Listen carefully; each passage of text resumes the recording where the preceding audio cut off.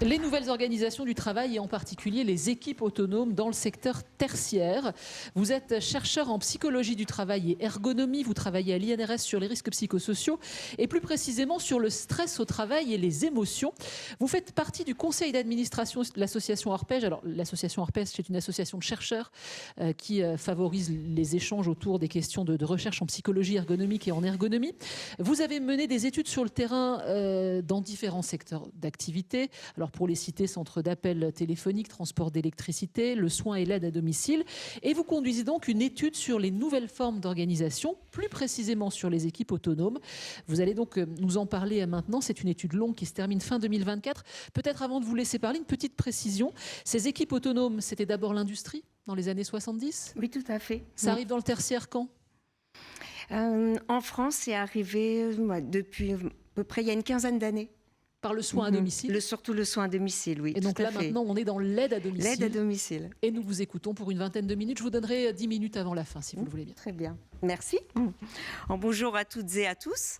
Et puis, merci d'être présents dans la salle et aussi en ligne. Donc, c'est la communication que je vous propose. Et donc, elle s'intitule « Nouvelle forme d'organisation et RPS, le cas des équipes autonomes ». Et il s'agit d'une étude en cours qui est réalisée en collaboration avec Raphaël Haller.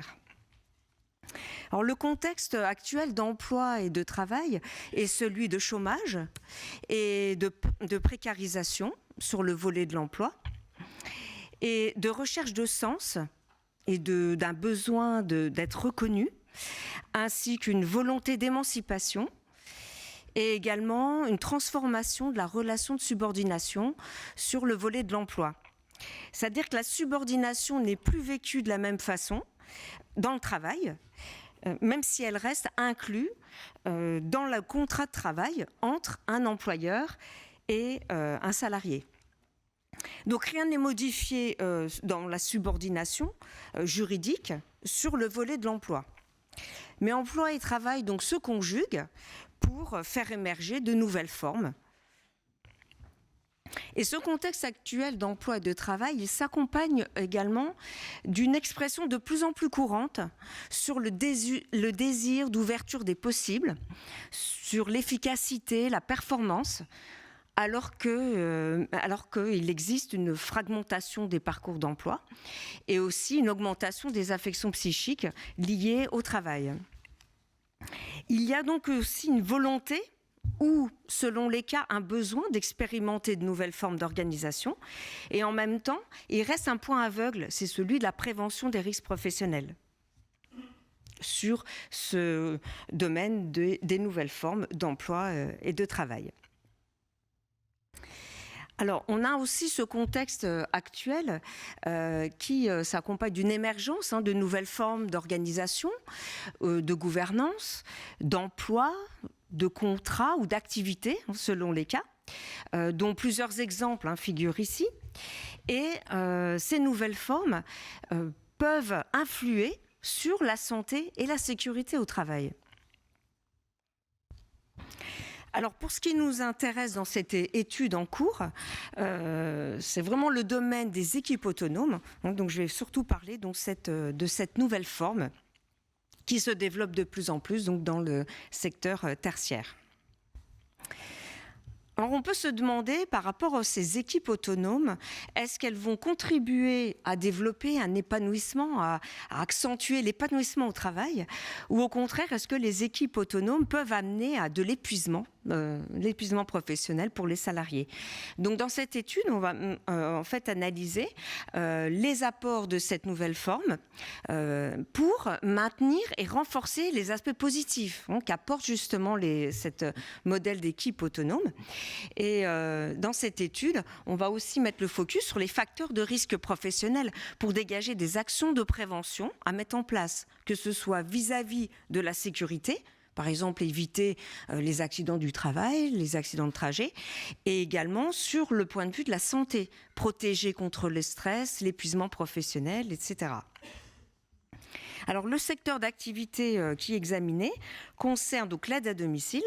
Dans ce secteur, il existe plusieurs types de métiers, notamment le métier d'aide ménager, d'assistant de vie aux familles, auxiliaire de vie sociale, etc. Et les principales activités vont être liées à l'entretien du logement, l'entretien du logis. Ça va consister à réaliser des aides aux activités ordinaires et également des actes essentiels de la vie quotidienne, etc. Alors, il s'agit d'un travail complexe qui fait appel à de multiples compétences, à la fois techniques, mais aussi émotionnelles. Ces compétences, elles sont apprises en formation, mais aussi fondées sur l'expérience de terrain et également l'expérience individuelle, puisque les aides à domicile vont intervenir de façon isolée, bien souvent. Donc, c'est vraiment de l'expérience qui est personnelle, individuelle.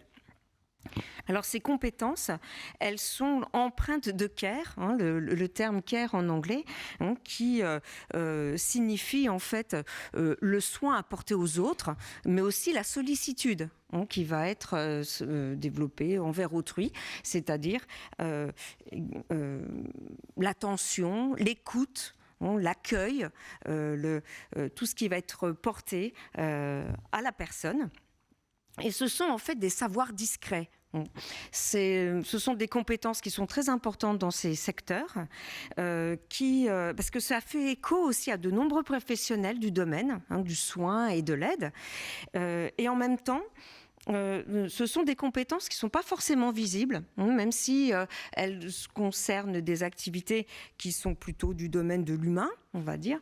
Elles ne sont pas forcément très mises en avant. Et pourtant, c'est quelque chose, bien souvent dans les discours des personnes qui travaillent dans ce domaine, c'est quelque chose de très important, ces compétences.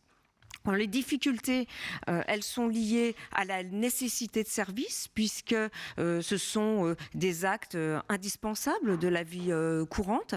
Donc, ça veut dire que quand une personne est absente, un salarié ne peut pas venir travailler, il faut qu'il soit remplacé.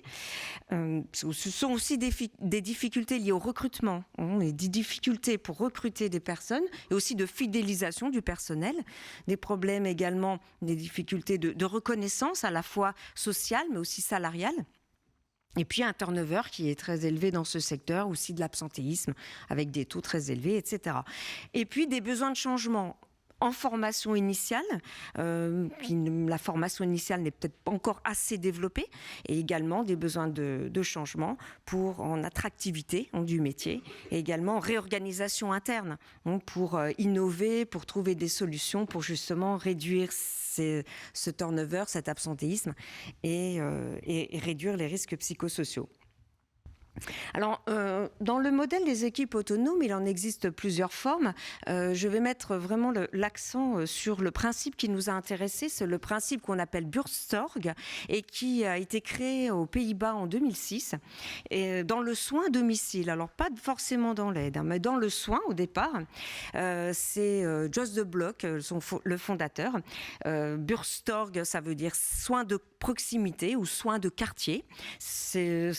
Donc, selon ce principe, ce sont des équipes de 6 à 12 personnes qui interviennent en territoire réduit, c'est-à-dire sur des zones géographiques assez restreintes et les valeurs centrales. Elle s'oriente autour de plusieurs éléments, notamment la vision globale de la personne et de ses besoins. Donc la personne aidée ne sont pas forcément les besoins médicaux uniquement, mais ce sont les besoins au sens large. Une des priorités, c'est la qualité du soin et de la relation. Et aussi, une autre priorité concerne le maintien de l'autonomie du patient. Le patient, puisque au départ, Buurtzorg était concerné le soin à domicile. Alors, il y a eu un développement rapide. Au départ, donc, avec ce principe, aux Pays-Bas, c'était une équipe de 12 infirmiers qui fonctionnait en autogestion. Et en 2020, c'est plus de 10 000 infirmiers qui fonctionnent selon ce principe avec 20 coachs, et puisque ce sont plus des encadrements de proximité ou des responsables qui font les plannings, mais ce sont des coachs. Et 70% des structures de soins à domicile aux Pays-Bas fonctionnent selon ce principe et qui a inspiré donc plus de 24 pays, dont la France. Alors Buurtzorg, dans l'aide à domicile, Là, je fais focus dans ce secteur de l'aide. L'enjeu est de donner envie de travailler dans le secteur en améliorant les conditions de travail. C'est vraiment l'idée de rendre ce secteur attractif pour pouvoir recruter plus facilement. Et le défi, c'est de promouvoir un environnement de travail de qualité qui va donner envie aux personnes de travailler dans ce secteur.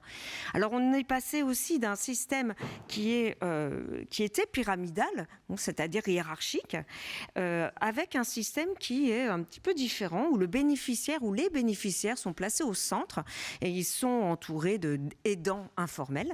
Et puis, nous avons des intervenants à domicile, des salariés qui travaillent dans ce secteur, et puis un réseau de coachs qui viennent donc aider ces intervenants à domicile. Alors toujours dans le principe Buurtzorg, dans ce principe, le cadre est bien défini et non négociable. Alors si l'on prend la métaphore du terrain de football, on peut dire que ce cadre il correspond au périmètre du terrain, c'est-à-dire qu'il y a des limites à ne pas franchir, il y a bien un cadre à respecter, et puis des exigences, donc 4 exigences qui sont de respecter les attentes des bénéficiaires, respecter la loi et le code du travail, respecter l'équilibre économique de la structure, de la société, et avec un engagement à être acteur et à orienter les solutions. Donc les équipes décident du mode de fonctionnement et chaque équipe définit ses propres règles.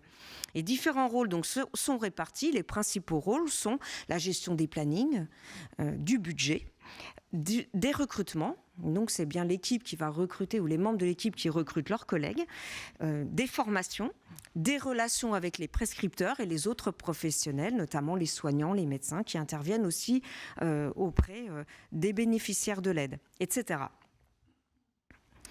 Le principe Buurtzorg est aussi le suivant, donc c'est-à-dire qu'une équipe a pour mission de suivre un cap. Et si l'on regarde donc le coin en haut à gauche, nous avons donc l'intelligence collective, qui permet de résoudre des problèmes. Et puis, un des principes est aussi de célébrer les victoires, les réussites. L'encadrement intermédiaire, ce sont des coachs, facilitateurs au service des professionnels de terrain. Le principe considère aussi que c'est celui qui fait qui sait. Et on va demander aux membres de l'équipe de transformer en fait, la plainte en demande. Et si on reprend une autre métaphore, c'est comme si à cette équipe, on lui avait donné les clés du camion de l'organisation.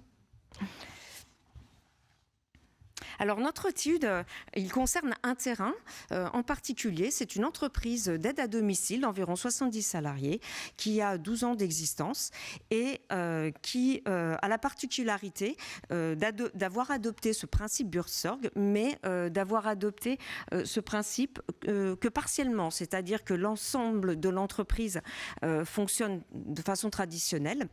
Et puis, il peut y avoir 1 ou 2 équipes en expérimentation avant le déploiement de toute l'entreprise avec ces équipes autonomes. Les objets d'étude étaient les suivants, donc à la fois l'organisation, l'activité, les règles, les normes, les ajustements, mais aussi relations, communication, les émotions, l'expression et le partage de ces émotions jusqu'aux symboles, les valeurs, l'identité, construction de sens, avec différents aussi niveaux d'analyse de l'individu jusqu'au collectif, les dirigeants. Donc, on a regardé l'ensemble de ces niveaux. La méthodologie, principalement, donc, elle était la suivante. On a réalisé des entretiens individuels, des entretiens collectifs. On a réalisé des observations. Alors, 2 séances de formation des futures équipes, mais également de l'activité au domicile des bénéficiaires. Et puis, des observations de réunions de coordination d'équipe.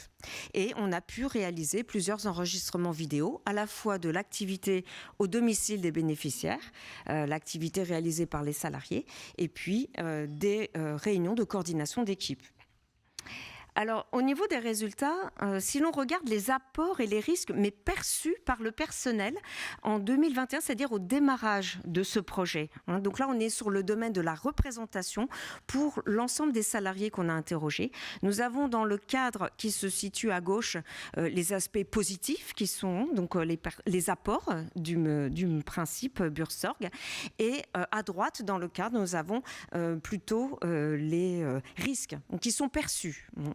Donc, on peut voir que ce qui est perçu, en tout cas au niveau des représentations des personnes, les personnes pensent qu'il y a effectivement un travail au domicile qui va être facilité parce qu'il y a des plannings qui sont optimisés, puisque c'est une petite équipe qui va réaliser les plannings. Les trajets, il y aura moins de trajets puisque ce sont des zones géographiques restreintes. Et puis, ça va faciliter la relation avec les bénéficiaires. Donc, il y aura plus d'équilibre vie professionnelle, vie personnelle, avec moins de fatigue puisqu'il y a moins de déplacements, moins d'arrêts, moins de remplacements, travail plus valorisant, participatif, avec plus de sens, une régulation qui sera collective des problèmes et plus seulement individuelle, puisque là, on travaille en équipe, une intervention qui est direct avec les autres professionnels. Il y aura moins d'intermédiaires. On ne sera plus obligé d'appeler le bureau pour par exemple, contacter un médecin. On pourra le faire directement. Des objectifs qui sont communs, partagés, discutés, un engagement et des valeurs sociales renforcées. Et puis, une polyvalence si les rôles sont tournants. Pour les coachs, ils imaginent qu'il y a plus de tâches de fond, notamment en lien avec le recrutement, en lien avec la formation, et puis au recrutement facilité. Pour les aspects négatifs, en tout cas les risques perçus, c'est un élargissement de l'amplitude horaire, compétences nouvelles à acquérir, nécessité de se connaître et de se faire confiance, alors qu'on ne se connaît pas forcément au démarrage du projet, peur de ne pas y arriver pour certains, pour d'autres, c'est pas d'attrait pour les responsabilités, besoin d'être guidé, et puis s'il y a des tensions déjà existantes entre les personnes, comment ça va évoluer. Et pour les coachs, ça peut être aussi cette double fonction, à la fois d'être coach, mais aussi responsable de secteur pour le reste des salariés. Il vous reste 10 minutes. Oui, merci. Alors, au niveau théorique, si l'on regarde les stades de construction d'une équipe, si l'on regarde l'échelle du temps, on peut voir qu'on a un stade qui est au démarrage et ensuite un stade suivant qui est plutôt d'appartenance et qui fait appel aussi à un sentiment. Donc, dans l'équipe, quand une équipe est au stade suivant, il y a un sentiment d'appartenance, il y a des connaissances qui sont partagées. Le stade suivant, c'est une équipe qui est constituée, chacun sait qu'il a une place, chacun connaît la place des autres avec un engagement plus fort, et puis une équipe co-responsable, c'est le stade qui va être le 4. Dans cette entreprise, on a donc une équipe qui a progressé lentement au départ, qui a pris du temps, mais qui a la construction de l'équipe autonome a été plus rapidement, jusqu'à être en février 2023 dans cette phase 3. Alors, quels sont les apports observés ? Ensuite, nous verrons donc les facteurs de risque. C'est qu'effectivement, il y a plus de partage sur les plannings avec les bénéficiaires, puisque les personnes font eux-mêmes les plannings, ils peuvent expliquer aux bénéficiaires toutes les contraintes que ça suppose, et les bénéficiaires sont moins exigeants sur les visites. On a aussi des interventions plus directes avec les autres professionnels, un cadre créé pour se coordonner, c'est des réunions bimensuelles, une expression qui est possible sur les ressentis, les espoirs, les doutes, les besoins au sein de l'équipe, des échanges sur les pratiques professionnelles, une co-construction des modes de fonctionnement. Ils ont par exemple décidé quand il y a des décisions qui ne font pas consensus, c'est le vote à la majorité. Surtout si cette solution qui est décidée est supportable pour les autres. Une application des règles en mode évolutif avec des prises d'initiative. Par exemple, au départ, c'était une personne qui faisait les plannings. Après, ils ont décidé que ça pouvait être un suppléant un tutélaire, un suppléant. Puis finalement, 2 personnes. Finalement, ils ont décidé qu'il y aurait une personne pour réaliser les plannings pour la semaine et l'autre personne pour les astreintes et les week-ends. On voit aussi des initiatives pour demander aussi de faire partie du recrutement, le processus de recrutement. Travail plus motivant car plus participatif, des objectifs communs partagés, discutés. Et puis un engagement, des valeurs professionnelles qui sont renforcées et une solidarité du noyau. Il y a une très forte cohésion du noyau de l'équipe, les personnes qui sont centrales dans l'équipe. Mais il y a des facteurs de risque psychosociaux qui ont été observés, une surcharge de travail administratif et collaboratif, parce qu'il faut aussi acquérir de nouvelles compétences qui se fait dans le travail, mais hors travail aussi, après les visites, le soir, les week-ends, débordement sur la vie privée, un surinvestissement, plus d'arrêts, ou en tout cas quand il y a des arrêts maladie, ils sont plus longs parce que les personnes essayent de s'accrocher, ils sont engagés envers les collègues, ils ne veulent pas s'arrêter, mais essayent de tenir le coup. Mais quand ils s'arrêtent, c'est des arrêts plus longs. Et puis un déséquilibre entre les moyens et les responsabilités, dépendance interpersonnelle, une pression psychologique aussi qui apparaît intra-équipe pour la cohésion, c'est-à-dire que le noyau est très fort, mais ce qui veut dire que si on ne partage pas les valeurs du noyau, est-ce qu'il n'y a pas ce risque de mise à l'écart ou d'exclusion de certaines personnes? Et pour les coachs, il y a toujours cette double fonction. Et puis, une activité qui peut être lourde de guidage et d'incitation à l'autonomie.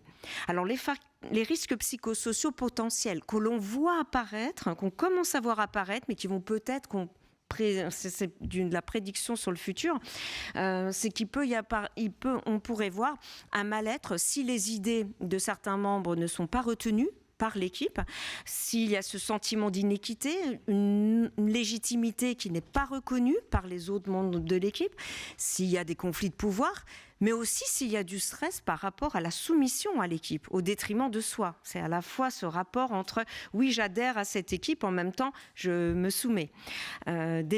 Aussi, donc, le risque de mise à l'écart ou d'exclusion, et un stress lié à l'obligation de communication. Avant, ils travaillaient de façon isolée. Aujourd'hui, il faut rendre des comptes à l'équipe. Et puis, un stress lié à la perte d'autonomie, mais au niveau individuel. Être une équipe autonome, ça veut dire faire le deuil d'une autonomie individuelle. Et puis un stress chronique, une usure, un épuisement professionnel. Et puis au niveau des coachs, ça peut être une démotivation, une perte de sens. Alors en conclusion, devenir autonome, ça constitue une réelle motivation, mais aussi un défi. L'équipe suivie, qu'on a suivie dans cette étude, elle progresse dans l'autonomie, elle prend des initiatives, des décisions, partage des objectifs communs, elle accepte des responsabilités, elle se coordonne, etc. Elle construit des règles de métier, une identité collective qu'il n'y avait pas avant, mais cela nécessite un investissement important. Et l'activité, les valeurs, les émotions ressenties en cours de travail renforcent l'engagement, mais masquent l'exposition aux risques psychosociaux qui sont liés à la surcharge de travail, au débordement sur la vie privée, aux relations d'interdépendance au sein de l'équipe et de perte d'autonomie individuelle ou d'exclusion. Et à la pression psychologique par les pairs, l'idée c'est aussi qu'il y a un self-management par les valeurs du groupe. C'est plus un contrôle hiérarchique, mais au sein du groupe, il y a aussi ces valeurs auxquelles il faut tacitement ou implicitement adhérer. D'où l'enjeu de prévention des risques pour la santé et la sécurité au travail. Merci de votre attention.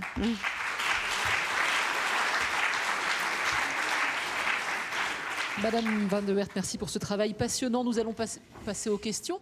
Donc, petite main qui se lève, on vous apporte un micro dans la salle. Question sur le fil de discussion. Alors, des demandes de précision sur le terme de coach. Sophie Bertelout-Awadé, j'espère ne pas avoir écorché votre nom, madame. Comment faut-il entendre le terme de coach ici? Quels sont leurs rôles précisément? Alors le rôle de coach est non pas de prendre les décisions à la place de l'équipe, mais d'aider si l'équipe a une question. C'est un support, c'est un soutien. Ils vont aider à, par exemple, expliciter les problèmes qu'ils rencontrent. Ils vont aider à renvoyer sur des questions, mais en aucun cas ils vont prendre les décisions. Donc c'est vraiment en tant que support. Ce n'est pas un manager? C'est pas un manager. C'est pas un administratif? C'est pas un administratif.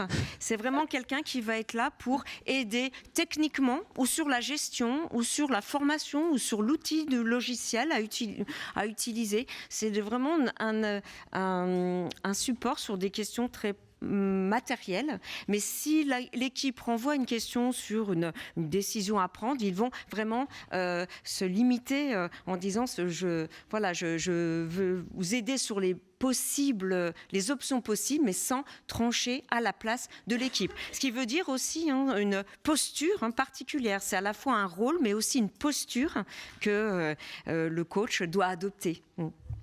Alors, on a vu ce matin avec Thomas Coutreau que trop d'autonomie pouvait avoir un effet délétère sur le sens du travail en particulier. Est-ce que vous l'avez vous aussi remarqué? Est-ce qu'il y a une notion de trop d'autonomie ou pas du tout? Alors, trop d'autonomie. Alors, on sait que l'autonomie est plutôt un élément positif qui est protecteur par rapport au stress. On va dire le manque d'autonomie est au contraire peut être un facteur de stress.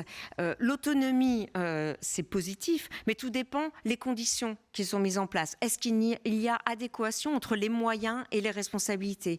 Est-ce qu'il y a un cadre qui est défini? Est-ce que l'autonomie est quelque chose à rechercher? Mais tout dépend aussi de tout ce cadre qui est là, le support qui est apporté par les coachs, le dirigeant qui va aussi donner des éléments sur les aspects d'équilibre économique. Donc je dirais plutôt que ça se situe à ce niveau-là. Alors on voit que c'est une notion qui interroge beaucoup, cette notion d'équipe autonome. Jean-Paul Cadet nous dit, dans l'aide à domicile où les professionnels agissent de fait en autonomie, n'est-ce pas la notion d'équipe qui est la plus importante ? Alors la notion d'équipe, tout à fait, les notions d'équipe est très importante.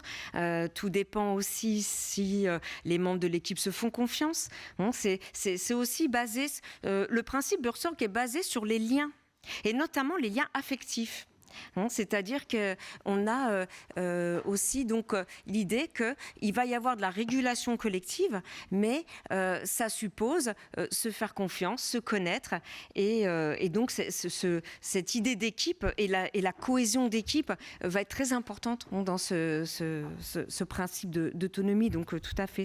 Et dans un secteur où il y a beaucoup de turnover, quand quelqu'un part ?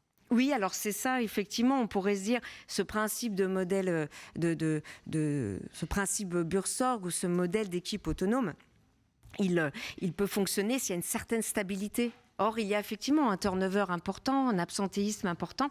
Donc, ce qui veut dire que c'est un petit peu un pari, je dirais, un peu le défi, de dire par rapport à ce principe, c'est l'idée de donner envie aux personnes d'avoir des responsabilités, de pouvoir faire un travail participatif, de décider aussi de certaines options, et qui va faire que les personnes vont rester.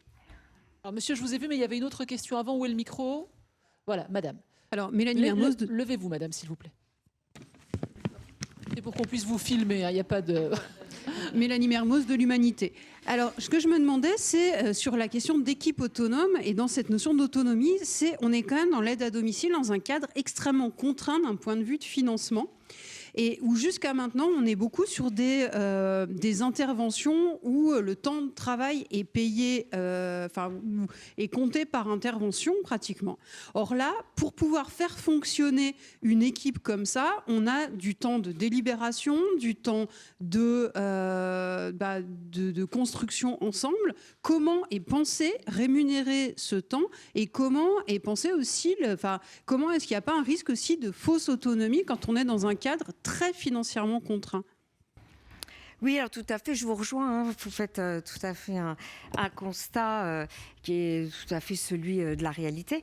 On a donc des prestations qui sont financées en fonction du temps passé, mais aussi en lien avec la mission. C'est vrai que l'évaluation du temps donné, c'est un temps qui est évalué, qui est le temps de la prestation, va être lié aux activités qui sont données. Et effectivement, étant donné cette réglementation, cette façon de fonctionner au niveau de la finance, on peut se demander. Alors, il faut un investissement. Toutes les structures dont on a eu connaissance ont investi au départ pour justement avoir par exemple, financer ce temps de réunion de l'équipe. Alors, c'est aussi un principe qui dit qu'effectivement, au départ, il va y avoir cet investissement financier, mais il va y avoir retour sur investissement. Alors, ce qui a été vérifié dans certaines structures, pas forcément dans d'autres, ou en tout cas, le phénomène est un petit peu plus lent. Le fait d'être dans des zones géographiques restreintes, ça veut dire moins de déplacements, donc moins d'essence à dépenser, moins de trajets. Donc là, ça peut être dire, il y a un gain économique. Le fait aussi qu'il y a un système d'information qui permet de mieux communiquer et plus rapidement, il y a aussi un gain. Le gain économique, il est aussi lié au manager, puisqu'à un moment donné, on l'a vu aux Pays-Bas, on avait des infirmiers avec des cadres infirmiers qui faisaient les plannings. Maintenant, le nombre de coachs est réduit. C'est à peu près un coach pour 50 personnes. Donc, c'est aussi des un gain par rapport à l'emploi de responsables de secteur, par exemple, qui sont devenus des coachs. Certaines structures ont décidé d'augmenter légèrement le tarif de la prestation pour justement pouvoir avoir ces gains et pouvoir rémunérer, en tout cas, par exemple, s'il y a une réunion d'équipe, que s'il y a une personne qui est chargée, qui a pour rôle de faire des comptes rendus de réunion, par exemple, il déclare qu'il a passé 1 heure à faire ce compte rendu, c'est rémunéré. Mais effectivement, il y a cet équilibre qui n'est pas immédiat et qui peut arriver dans le temps. Monsieur, votre question, je vous laisse vous lever. Oui, bonjour, messieurs, dames, et merci pour ce travail intéressant. Je vais poser une question qui peut-être pas très politiquement correcte. Oh là là, qu'à cela ne tienne. Est-ce que la dimension interculturelle a été posée? Il me semble que non. Est-ce que c'est quelque chose qui... je précise que je travaille pour INRAE, j'ai précédemment travaillé pour le Centre d'action sociale de la ville de Paris, et je me suis occupé des ASH, donc je connais un petit peu, je les ai rencontrés de près, beaucoup interrogés et autres. Donc c'est un sujet qui m'est cher. Est-ce que la dimension interculturelle a été interrogée? Je vois que c'est une étude qui... c'est quelque chose, je n'oserais pas le prononcer, le truc là, qui vient des Pays-Bas, c'est ça, et on l'importe parce que ça semble une bonne idée. Beaucoup de choses qui viennent des Pays-Bas semblent une bonne idée. Est-ce que c'était si une bonne idée que ça, au vu de tous les risques, les facteurs de risque psychosociaux qui ont l'air d'avoir peut-être pas explosé, n'exagérons rien, mais on les a quand même un petit peu secoués. Je vais dire ces dames. Non, oui, c'est beaucoup des dames, c'est 85% de dames, ou 90%. Est-ce que on va la remiser, cette idée, ou est-ce qu'on va la poursuivre? Est-ce que j'ai raison de poser cette question? J'en sais rien. Certainement, on a toujours raison de poser une question. Madame Van de Weert, une réponse rapide, s'il vous plaît. Oui. Merci pour votre question. Alors, effectivement, pourquoi il y a cet engouement? J'ai envie de dire que c'est un développement très rapide. Il y a vraiment cet engouement. Dans l'aide à domicile, il y a beaucoup de structures, plusieurs structures en tout cas, dont j'ai eu connaissance, qui se trouvent dans des situations difficiles parce que le turnover, l'absentéisme sont des taux élevés et qui se demandent si elles ne vont pas arrêter parce que c'est trop compliqué et qui, par ce moyen, voient une solution. Et donc là, est-ce que c'est vraiment plus l'idée ou l'envie d'innover, d'être créatif? Est-ce que c'est plus ça que finalement un besoin réel en disant là, c'est la dernière solution ou c'est une solution qui s'offre à moi et je vais tester ça parce que j'ai beaucoup de difficultés et peut-être que ça va répondre à cette question-là. Donc c'est vu aussi comme cette solution un peu de dernier recours. Et à ce titre, c'est aussi une des raisons pour lesquelles il y a plusieurs structures qui s'intéressent à ce Madame phénomène. Van de Weert, question rapide, réponse rapide si vous voulez bien. Dans cette organisation, question de Annie Jacques, qui porte la prévention des risques professionnels? Alors, la prévention des risques professionnels, elle est assez peu prise en compte par les entreprises. On a l'impression que ce n'est pas forcément la priorité. Donc, les CARSAT sont très présentes par rapport à ça et font un travail formidable pour éviter le déni ou simplement remettre visible cette prévention. L'INRS sont partis puisqu'on travaille avec eux, mais je pense que aussi les CARSAT, il y a d'autres probablement aussi organismes, mais je dirais que pour faire une réponse rapide. Oui, Pauline Demory, les équipes autonomes peuvent-elles fonctionner dans n'importe quel secteur d'activité? Alors, on sait que ce secteur, les équipes autonomes ont été développées dans l'industrie, équipes semi-autonomes. Ça se développe plus récemment dans les services tertiaires. Il y a plusieurs secteurs qui s'intéressent à ça. Je dirais qu'a priori, il n'y a pas forcément un secteur qui serait exclu de ce type de modèle, puisqu'on a vraiment une large palette de secteurs. Après, effectivement, chaque secteur va avoir des spécificités. Si on parle du soin à domicile, on a des profils avec des personnes plutôt qualifiées ou avec un niveau de qualification plus important. L'aide à domicile, ce sont plutôt des personnes... une palette très, très différente. On a des profils très différents, des personnes avec des hauts niveaux de qualification, des personnes avec de moins bons niveaux de qualification. Donc, a priori, il n'y a pas de secteur qui serait exclu. Dernière question de Martine Bouteiller-Corr. Faites-vous des liens avec l'entreprise libérée? Alors, il y a des liens qui peuvent être faits avec le concept d'entreprise libérée. Hein, c'est vraiment l'idée de mettre plus de participation, donc de possibilités de décision par rapport à ça. Alors après, il y a des spécificités, mais je crois que le lien, oui, il peut être fait. Il y a des points de convergence et des points de divergence, mais il y a aussi beaucoup de points de convergence. Corinne Van de Weert, merci beaucoup. Merci.